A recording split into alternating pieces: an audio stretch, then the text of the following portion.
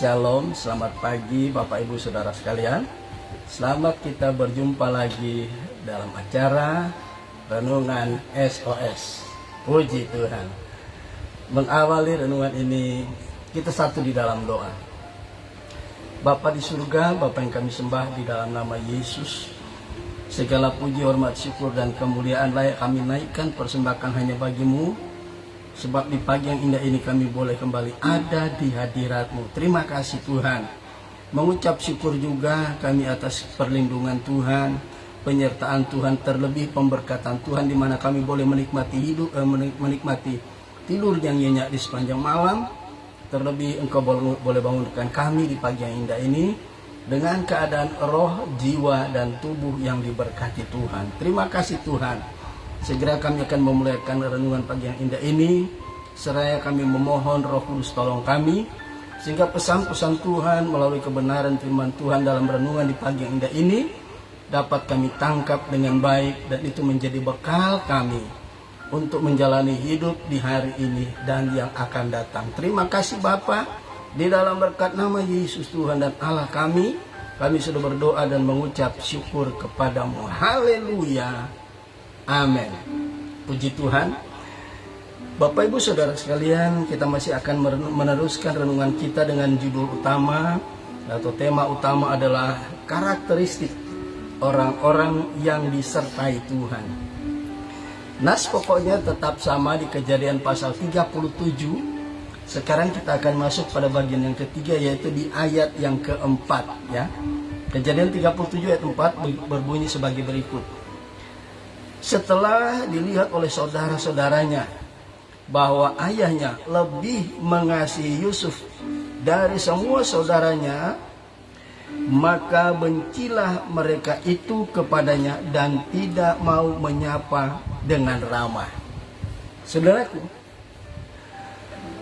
kita lihat di ayat ini ada satu hal yang lebih tidak menyenangkan secara manusia, ya.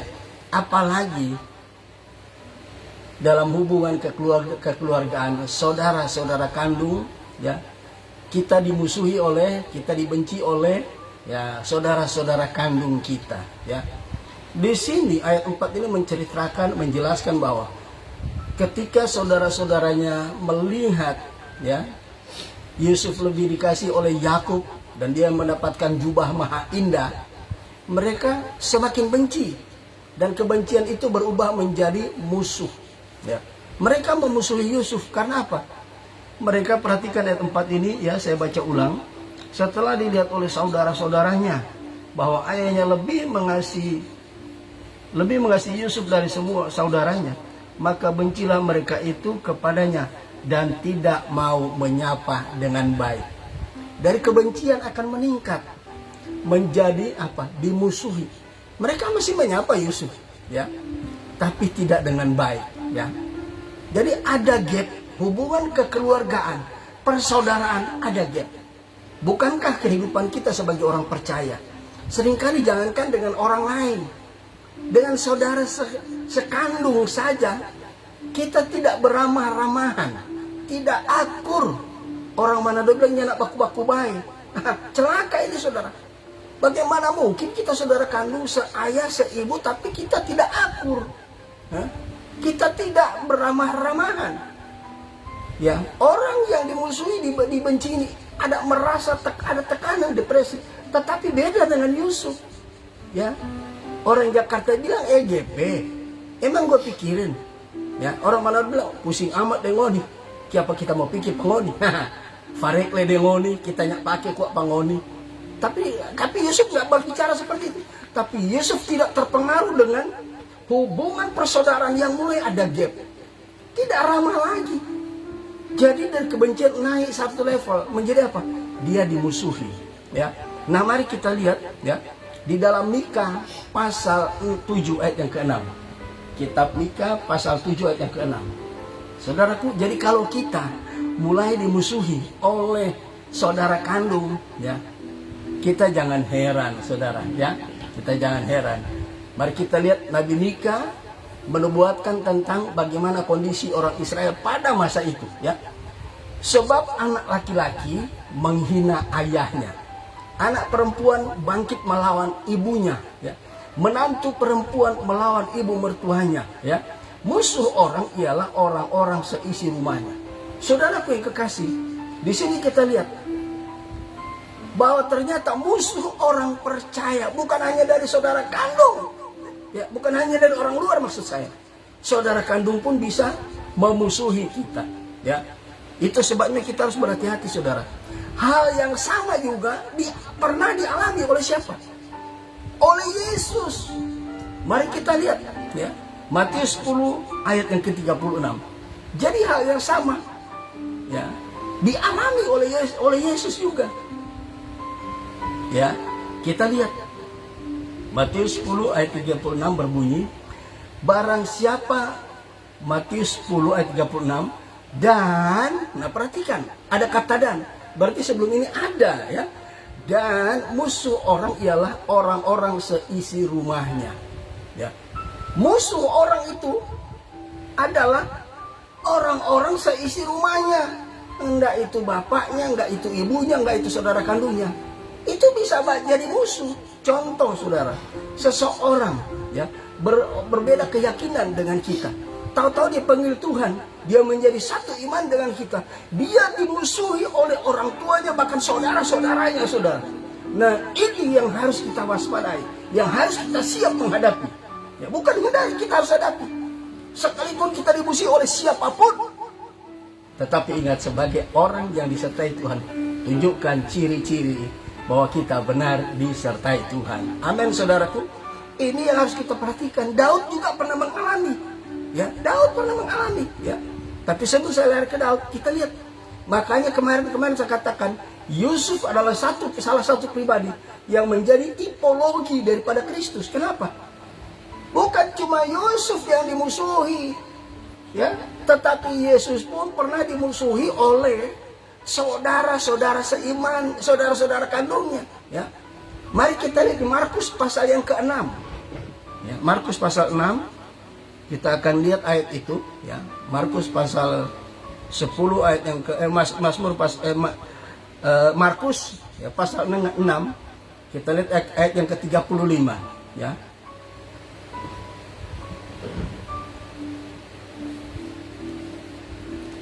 Markus pasal yang ke-6 ayat 33, coba kita lihat. Saya tidak mencatatnya tadi, ya.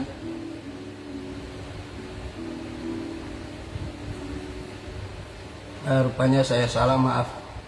Nah, di sana, saudara, ya, ada dikatakan murid-murid Yesus pun, ya, kita lihat Yesus ditolak di Nazaret berikutnya. Markus pasal 6, coba. Kita akan lihat dulu referensinya, saudara. Yesus ditolak di Nazaret, ya. Puji Tuhan. Nah, perhatikan, saudara.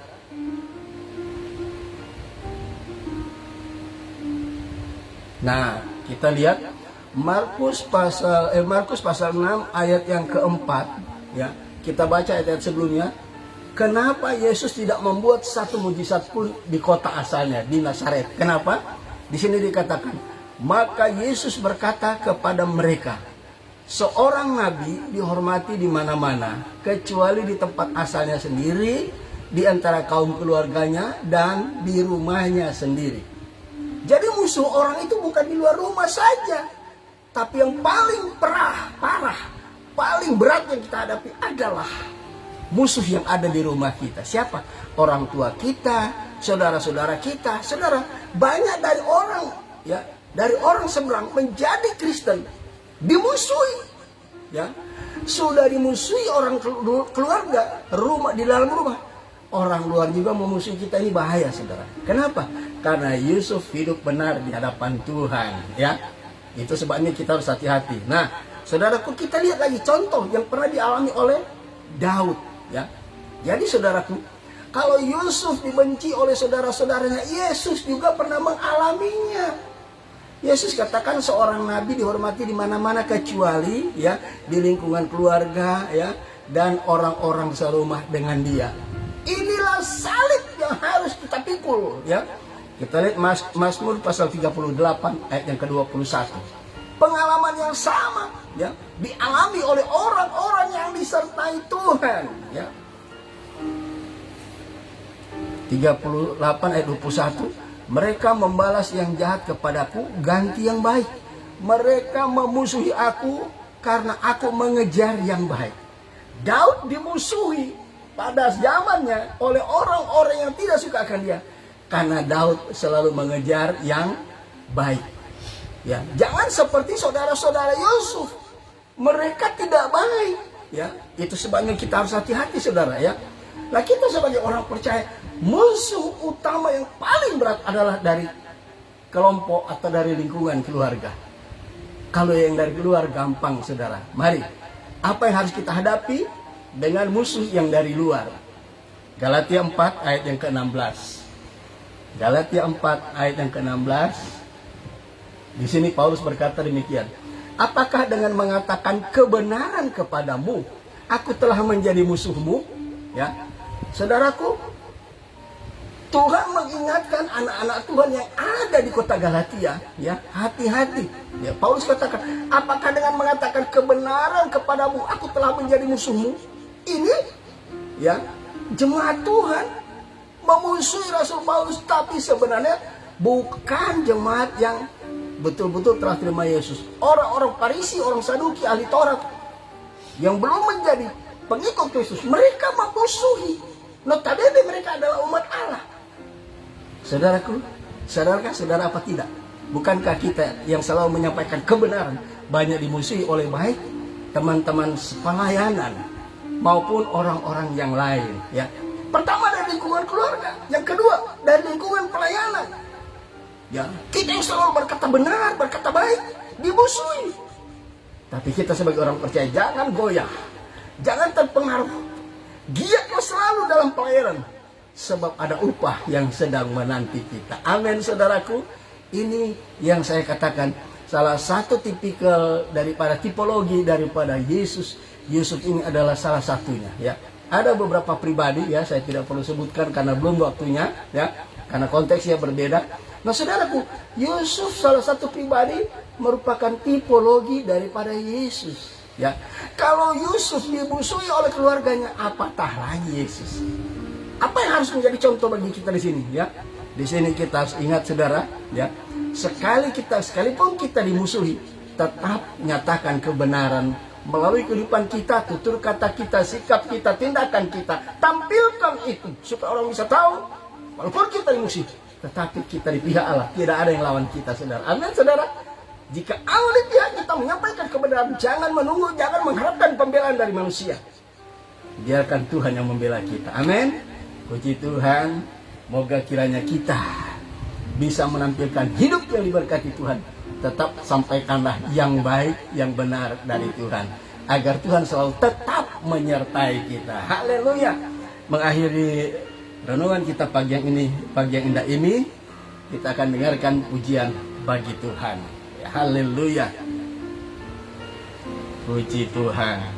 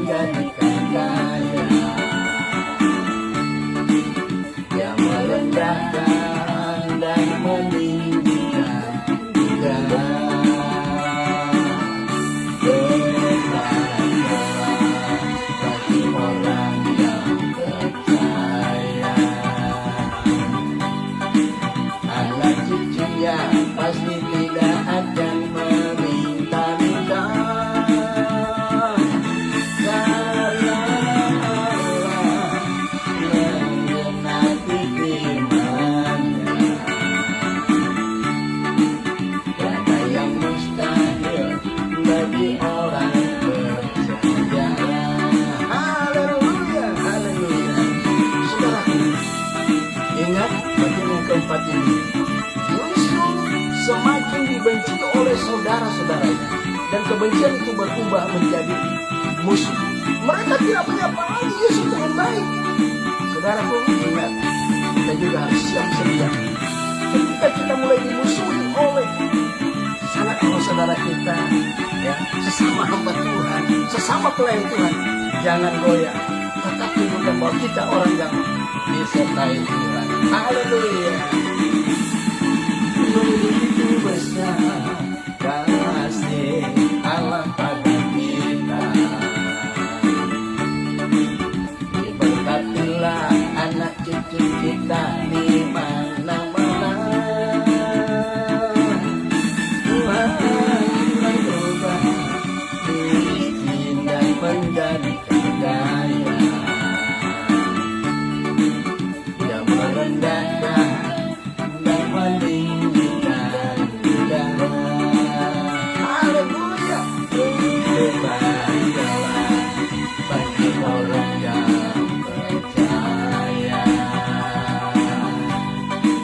Anak cucunya pasti tidak akan meminta-minta.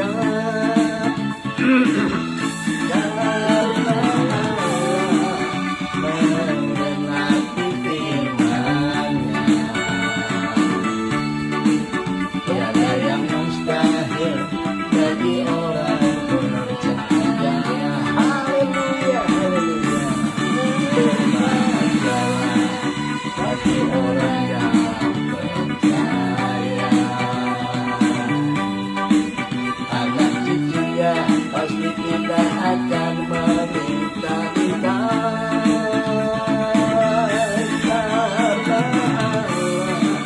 karena mengenai firman-Nya.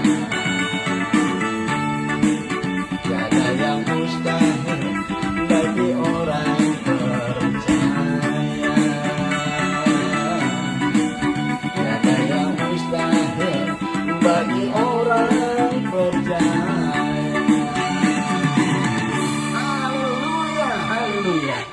Puji Tuhan. Kita satu dalam doa. Bapa di sorga, Bapa yang kami sembah dalam nama Yesus. Segala puji, hormat, syukur, dan kemuliaan kembali Tuhan kami naikkan hanya bagi-Mu. Sebab Engkau begitu baik. Terima kasih Tuhan. Kalau sampai pagi yang indah ini Engkau masih menyertai kami. Kami rindu Tuhan. Ingin menjadi seperti Yusuf Tuhan.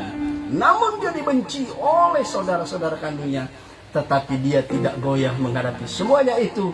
Kami juga oleh pertolongan Roh Kudus akan menjadi seperti yang Engkau inginkan Tuhan. Terima kasih Bapak, inilah yang menjadi doa dan ucapan syukur kami di penghujung renungan ini. Biar kiranya Roh Kudus memeteraikan kebenaran firman-Mu dalam hati kami. Terlebih mampukan kami Tuhan mengaplikasikan kebenaran ini di sepanjang hari ini di berbagai aktivitas kami yang berbeda. Terima kasih Tuhan. Di dalam berkat nama Yesus Tuhan dan Allah kami sudah berdoa dan mengucap syukur kepada-Mu. Haleluya, haleluya. Amin. Puji Tuhan. Tuhan Yesus memberkati. Shalom.